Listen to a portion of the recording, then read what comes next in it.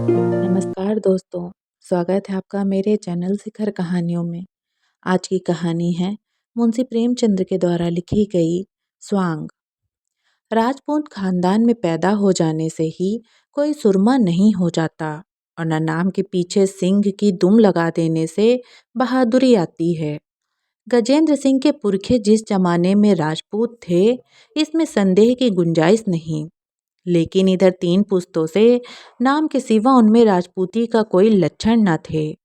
गजेंद्र सिंह के दादा वकील थे और जिरह या बहस में कभी कभी राजपूती का प्रदर्शन कर जाते थे।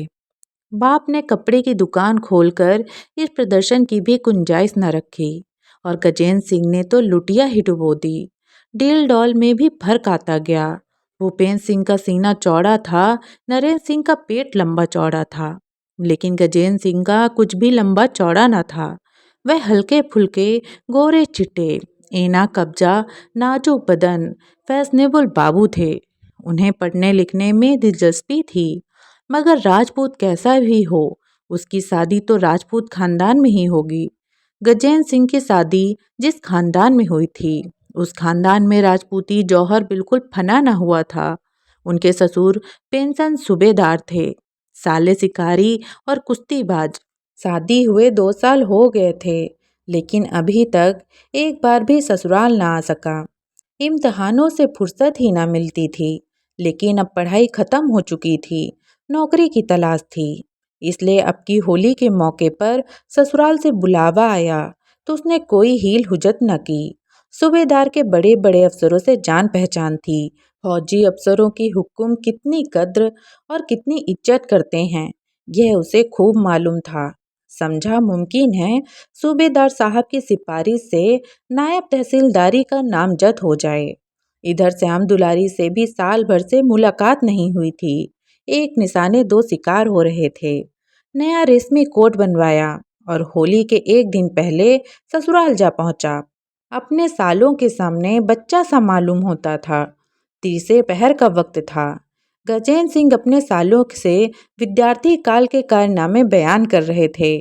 फुटबॉल में किस तरह एक दांव में जैसे लंबे तगड़े गोरे को पटखानी दी, हॉकी मैच में किस तरह अकेले गोल कर लिया कि इतने में सूबेदार साहब देव की तरह आकर खड़े हो गए और बड़े लड़के से बोले, अरे सुनो, तुम यहाँ क्या बैठे कर रहे हो? बाबूजी शहर से आए हैं, इन्हें ले जाकर जरा जंगल की सैर करा लाओ, कुछ शिकार विकार खिलाओ। यहाँ ठंठर वेठर तो है नहीं, इनका जी घबराता होगा। वक्त भी अच्छा है, शाम तक लौट आओगे। शिकार का नाम सुनते ही गजेंद्र सिंह की नानी मर गई। बेचारे ने उम्र भर कभी शिकार न खेला था। यह देहाती उज्जल लौंडे उसे ना जाने कहाँ कहाँ दौड़ाएंगे। कहीं किसी जानवर का सामना हो गया तो कहीं के ना रहें। कौन जाने हिरन ही की चोट कर बैठे। हिरन भी तो भागने की राह न पाकर कभी कभी उलट पड़ता है। कहीं भेड़िया निकल आए तो काम ही तमाम कर दे। बोले, मेरा तो इस वक्त शिकार खेलने को जी नहीं चाहता, बहुत थक गया हूँ। सूबेदार साहब ने फरमाया, तुम घोड़े पर सवार हो लेना, यही तो देहात की बहार है। चुन्नू, जा जाकर बंदूक ला, मैं भी चलूँगा, कई दिन से बाहर नहीं निकला, मेरा राइफल भी लेते आना। चुन्नू और मुन्नू खुशी खुशी बंदूक लेने दौड़े। इधर गजेंद्र की जान सूखने लगी। पछता रहा था कि नाहक इन लौंडों के साथ गपशप करने लगा। जानता कि यह बला सिर पर आने वाली है तो आते ही फौरन बीमार बनकर चारपाई पर पड़ रहता। अब तो कोई हीला भी नहीं कर सकता। सबसे बड़ी मुसीबत घोड़े की सवारी। देहाती घोड़े यूं ही थान पर बंधे बंधे टर्रे हो जाते हैं और आसन का कच्चा सवार देखकर तो वह और भी सेखियां करने लगते हैं। कहीं अलफ हो गया तो मुझे लेकर किसी नाले की तरफ बेतहासा भागे तो खैरियत नहीं। दोनों साले बंदूक लेकर आ पहुंचे। घोड़ा भी खींचकर आ गया। सूबेदार साहब सिकुरी कपड़े पहनकर तैयार हो गए। अब गजेंद्र के लिए कोई हीला ना रहा। उसने घोड़े की तरफ कनखियों से देखा। बार बार जमीन पर पैर पटकता था, हिनहिनाता था। उठी हुई गर्दन, लाल लाल आंखें, कनौतियां खड़ी, बोटी बोटी फड़क रही थी। उसकी तरफ देखते ही डर लगता था। गजेंद्र दिल में सहम उठा। मगर बहादुरी दिखाने के लिए घोड़े के पास जाकर उसके गर्दन पर इस तरह थपकियां दी कि जैसे पक्का सहसवार है, और बोला, जानवर तो शानदार है, मगर मुनासिब नहीं मालूम होता कि आप लोग पैदल चलें और मैं घोड़े पर बैठूं। ऐसा कुछ थका भी नहीं हूं, मैं भी पैदल ही चलूंगा, इसका मुझे अभ्यास है। सूबेदार ने कहा, बेटा जंगल दूर है, थक जाओगे, बड़ा सीधा जानवर है, बच्चा भी सवार हो सकता है। गजेन ने कहा, जी नहीं, मुझे भी यूं ही चलने दीजिए, गपशप करते हुए चलेंगे, सवारी में वह लुप्त कहाँ, आप बुजुर्ग हैं, सवार हो जाएं। चारों आदमी पैदल चले। लोगों पर गजेन की इस नम्रता का बहुत अच्छा असर हुआ।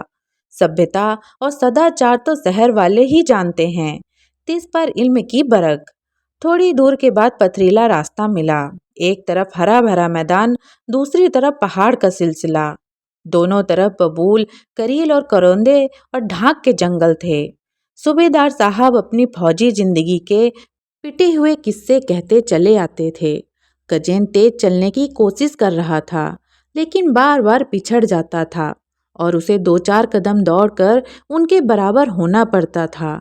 पसीने से तर हाँफता हुआ अपनी बेवकूफ़ी पर पछताता चला जाता था। यहाँ आने की ज़रूरत ही क्या थी? श्याम दुलारी महीने 2 महीने में आ ही जाती। मुझे इस वक्त कुत्ते की तरह दौड़ते आने की क्या ज़रूरत थी? अभी से यह हाल है, शिकार नजर आ गया तो मालूम नहीं क्या आफत आएगी। मील 2 मील की दौड़ तो उनके लिए मामूली बात है, मगर यहाँ तो कचूमर ही निकल जाएगा। शायद बेहोश होकर गिर पड़ूं। पैर अभी भी मनमन भर के हो रहे थे। याकायक रास्ते से सेमल का एक पेड़ नजर आया। नीचे लाल लाल फूल बिछे हुए थे, ऊपर सारा पेड़ गुलनार हो रहा था। गजेंद्र वहां खड़ा हो गया और उस पेड़ को मस्ताना निगाहों से देखने लगा। चुन्नू ने पूछा, क्या है जीजा जी, रुक कैसे गए? गजेंद्र सिंह ने मुग्ध भाव से कहा, कुछ नहीं, इस पेड़ का आकर्षक सौंदर्य देखकर दिल बाग बाग हुआ जा रहा है। आहा, क्या बहार है, क्या रौनक है, क्या शान है कि जैसे जंगल की देवी ने कोधिली के आकाश को लज्जित करने के लिए केसरिया जोड़ा पहन लिया हो, या ऋषियों की पवित्र आत्माएं अपनी शाश्वत यात्रा में यहाँ आराम कर रही हों, या प्रकृति की मधुर संगीत मूर्तिमान होकर दुनिया पर मोहनी मंत्र डाल रहा हो। आप लोग शिकार खेलने जाइए, मुझे इस अमृत से तृप्त होने दीजिए। दोनों नौजवान आश्चर्य से गजेंद्र का मुंह ताकने लगे। उनकी समझ में ही ना आया कि महाशय कह क्या रहे हैं। देहात में रहने वाले, जंगलों में घूमने वाले, सेमल उनके लिए कोई अनोखी चीज न थी। उसे रोज देखते थे, कितनी ही बार उस पर चढ़े थे, उनके नीचे दौड़े थे, उनकी फूलों की गेंद बनाकर खेले थे। उन पर यह मस्ती कभी न छाई थी। सौंदर्य का उपभोग करना बेचारे क्या जाने। सूबेदार साहब आगे बढ़ गए थे। इन लोगों को ठहरा हुआ देखकर लौट आए और बोले, क्यों बेटा, ठहर क्यों गए? गजेंद्र ने हाथ जोड़कर कहा, आप लोग मुझे माफ़ कीजिए, मैं शिकार खेलने ना जा सकूंगा। फूलों की यह बहार देखकर मुझ पर मस्ती सी छा गई। मेरी आत्मा स्वर्ग के संगीत का मजा ले रही है। ओहो, यह मेरा दिल जो फूल बनकर चमक रहा है। मुझ में भी वही लाली है, वही सौंदर्य है, वही रस है। मेरे हृदय पर केवल अज्ञानता का पर्दा पड़ा हुआ है। किसका शिकार करें? जंगल के मासूम जानवरों का? हम ही तो जानवर हैं, हम ही तो चिड़िया हैं। यह हमारी ही कल्पनाओं का दर्पण है, जिसमें भौतिक संसार की झलक दिखाई पड़ रही है। क्या अपना ही खून करें? नहीं, आप लोग शिकार करने जाएं। मुझे इस मस्ती और बहार में डूबकर इसका आनंद उठाने दें।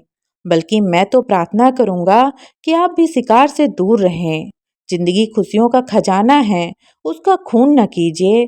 प्रकृति के दृश्यों से अपने मानस चक्षुओं को तृप्त कीजिए।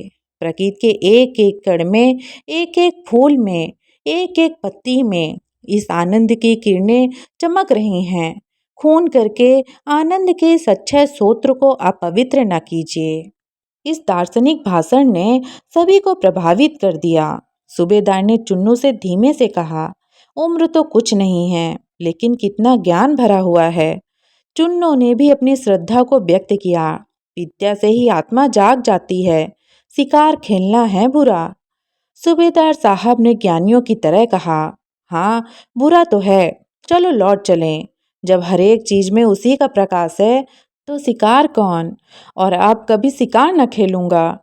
फिर वह गजेंद्र से बोले, भैया तुम्हारे उपदेश ने हमारी आंखें खोल दी, कसम खाते हैं अब कभी शिकार न खेलेंगे।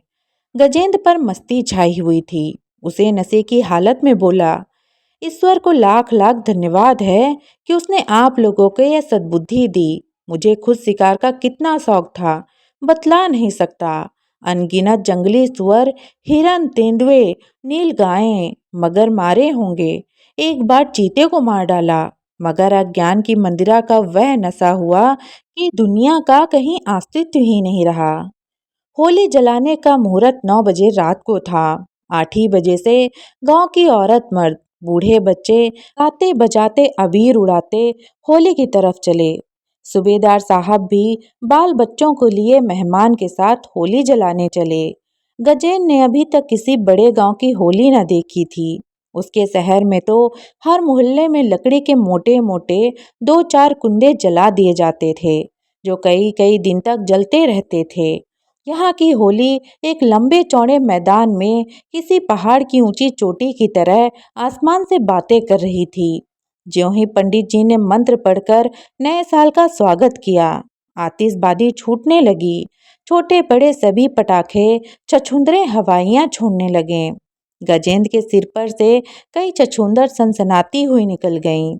हर एक पटाखे पर बेचारा 2-2 4-4 कदम पीछे हट जाता था और दिल में इस उज्जड़ देहातियों को कोसता था, यह क्या बेहूदगी है। बारूद कहीं कपड़े में लग जाए, कोई और दुर्घटना हो जाए तो सारी शरारत निकल जाए। रोज ही तो ऐसी वारदातें होती रहती हैं, मगर इन गवारों को क्या खबर। यहाँ दादा नाना ने जो कुछ किया वही करेंगे, चाहे उसमें कुछ दुख हो या ना हो। अचानक नजदीक से एक बम गोला के छूटने की गगनभेदी आवाज हुई कि जैसे बिजली कड़की हो। गजेंद्र सिंह चौंक कर कोई 2 फुट ऊंचे उछल गए। अपनी जिंदगी में वह शायद कभी इतना न कूदे थे।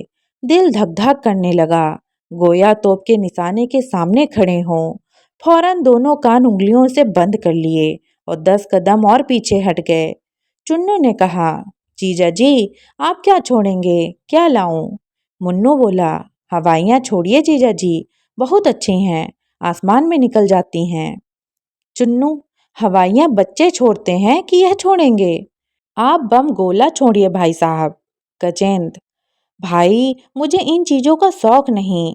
मुझे तो ताज्जुब हो रहा है, बूढ़े भी कितनी दिलचस्पी से आतिशबाजी छुड़ा रहे हैं।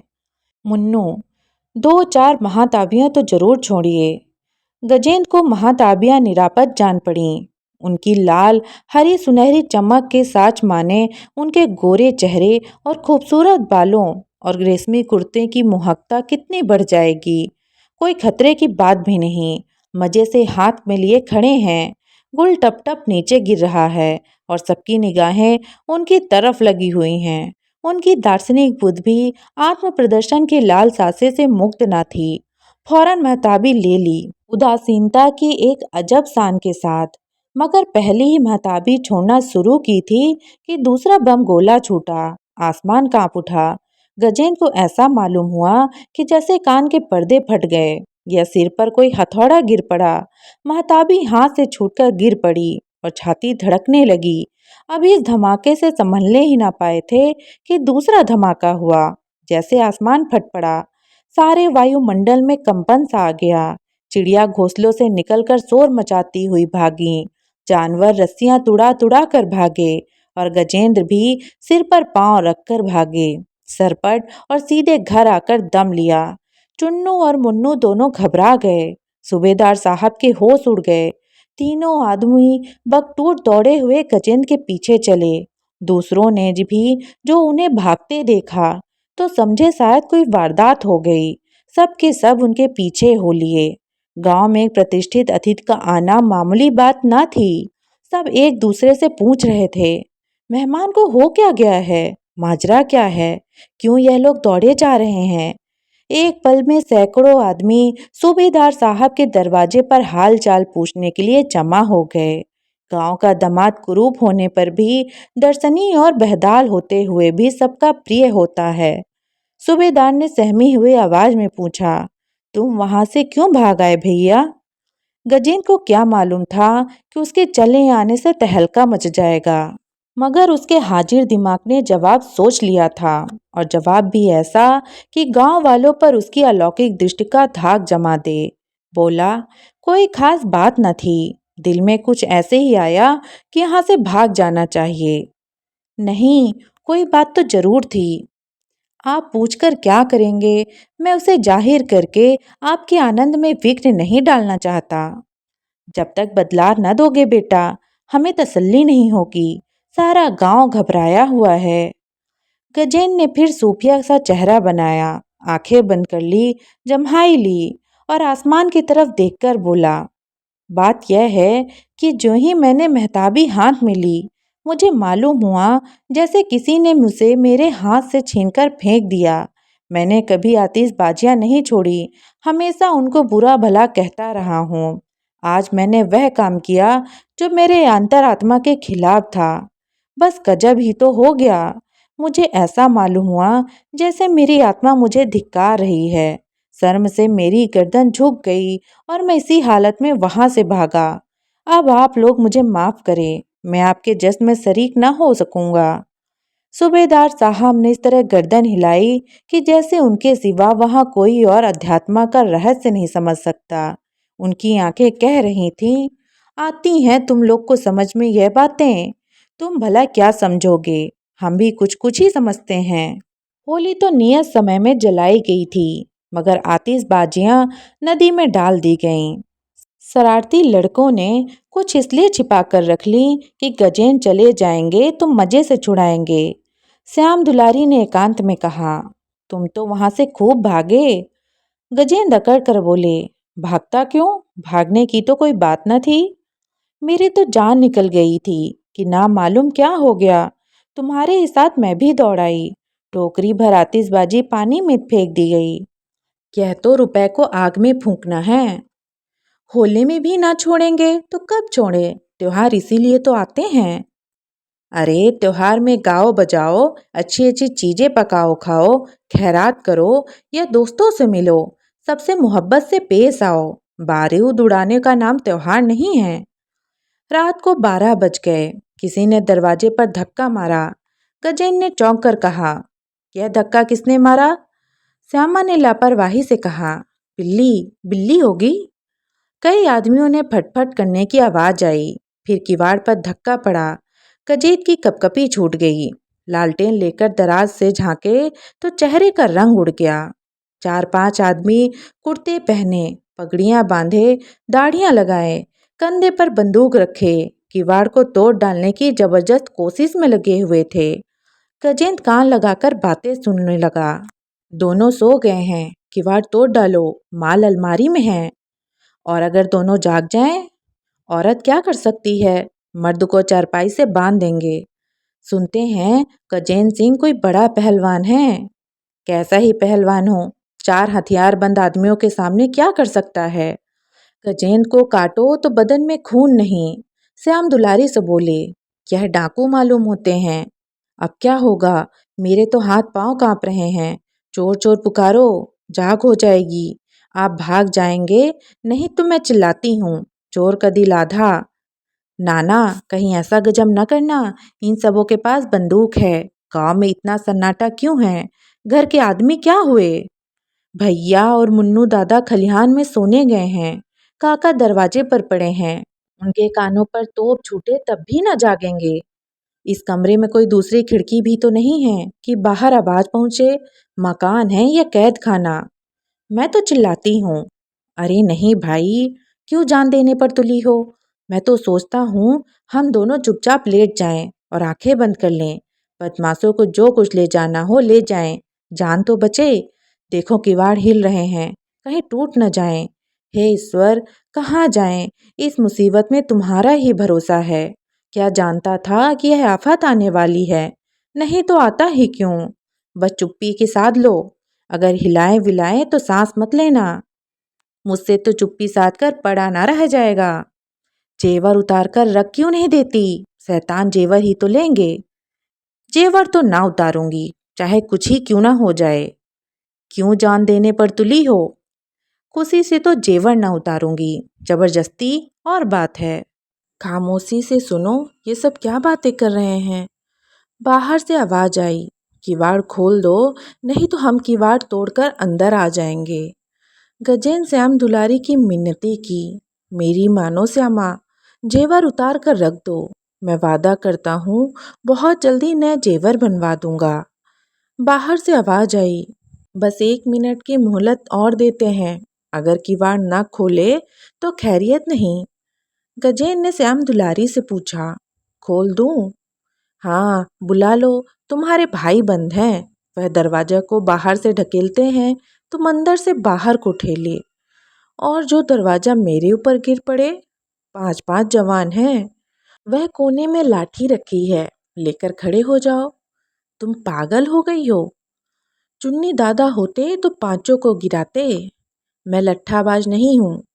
तो आओ, मुंह ढाँप कर लेट जाओ, मैं उन सब से समझ लूंगी।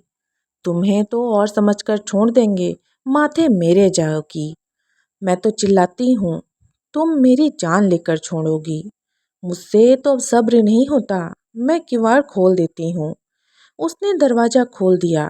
पांचों चोर में भड़बड़ा कर घुस आए। एक ने अपने साथी से कहा, मैं इस लौंडे को पकड़े हुए हूँ, तुम औरत के सारे गहने उतार लो। दूसरा बोला, इसने तो आंखें बंद कर ली। अरे, तुम आंखें क्यों नहीं खोलते जी?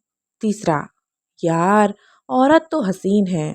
चौथा, सुनती है, ओ मेहरिया, जेवर दे दे, नहीं तो गला घोट दूंगा। गजेन दिल में बिगड़ रहे थे, यह चुड़ैल जेवर क्यों नहीं उतार देती। श्याम दुलारी ने कहा, गला घोट दो चाहे गोली मार दो, जेवर ना उतारूंगी। पहला, इसे उठा ले चलो, यो न मानेगी, मंदिर खाली है। दूसरा, बस यही मुनासिब है, क्यों रे छोकरी, हमारे साथ चलेगी? श्याम दुलारी, तुम्हारे मुख में कालिख लगा दूंगी। तीसरा, ना चलेगी तो इस लौंडे को ले जाकर बेच डालेंगे। श्यामा, एक एक के हथकड़ी लगवा दूंगी। चौथा, क्यों इतना बिगड़ती है महारानी, जरा हमारे साथ चली क्यों नहीं चलती? क्या हम इस लौंडे से भी गए गुजरे हैं? क्या रह जाएगा अगर हम तुझे जबरदस्ती उठा ले जाएंगे? यूं सीधी तरह नहीं मानती हो? तुम जैसी हसीन औरत पर जुल्म करने को जी नहीं चाहता। पांचवा, या तो सारे जेवर उतार के दे दो या हमारे साथ चलो। श्याम दुलारी, काका आ जाएंगे तो एक एक की खाल उतार डालेंगे। पहला, यह यूं न मानेगी, इस लौंडे को उठा ले चलो, तब आप ही पैरों में पड़ेगी। दो आदमियों ने एक चादर से गजेन के हाथ पांव बांधे। गजेन मुर्दे की तरह पड़े हुए थे, सांस तक ना आती थी, दिल में झुंझला रहे थे। हाय, कितनी बेवफा औरत है, जेवर न देगी, चाहे यह सब मुझे जान से मार डालें। अच्छा, जिंदा बचूंगा तो देखूंगा, बात तक तो पूछ नहीं।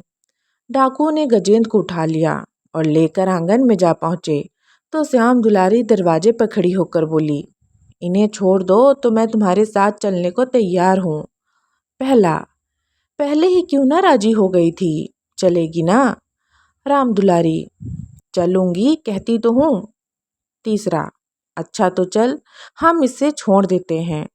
दोनों चोरों पे गजेन को लाकर चारपाई पर लिटा दिया और श्याम दुलारी को लेकर चल दिए। कमरे में सन्नाटा छा गया। गजेन ने डरते डरते आंख खोली, कोई नजर नहीं आया। उठकर दरवाजे से झांका, सहन में भी कोई न था। तीर की तरह निकलकर सदर दरवाजे पर आ गए, लेकिन बाहर निकलने का हौसला न हुआ। चाहा कि सूबेदार साहब को जगाएं, मुंह से आवाज न निकली। उसी वक्त कह कहे की आवाज आई। 5 औरतें चुहल करती हुई श्याम दुलारी के कमरे में आई। गजेन का वहां पता न था। एक, कहाँ चले गए? श्याम दुलारी, बाहर चले गए होंगे।